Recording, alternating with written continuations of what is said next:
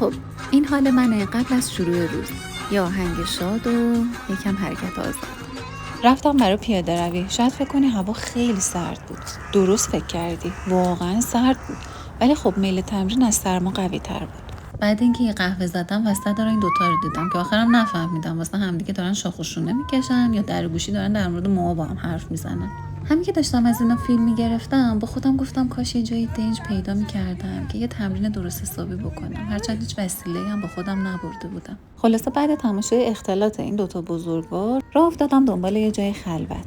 یه مسیر بکر دیدم. رفتم جلوتر. دیدم چه خوبه. به به، مثل اینکه داریم وارد یه داستان جدید میشیم. بریم ببینیم امروز چی برامون داره. دیدم جلوتر یه آب روونم هست و من که عاشق صدای آبم. همونجا دلم قرص شد. بازم رفتم جلوتر. یهو دیدم یه چیزی شبیه مت پهن زمین. واقعا مگه داریم؟ انگار همه چی از قبل آماده شده بود. حس کردم انگار به یه تمرین دعوت شدم. یه دعوت مستقیم از طرف کائنات. هرچی که باید باشه بود. درخت، صدای آب، آسمون و یه مت. مرسی.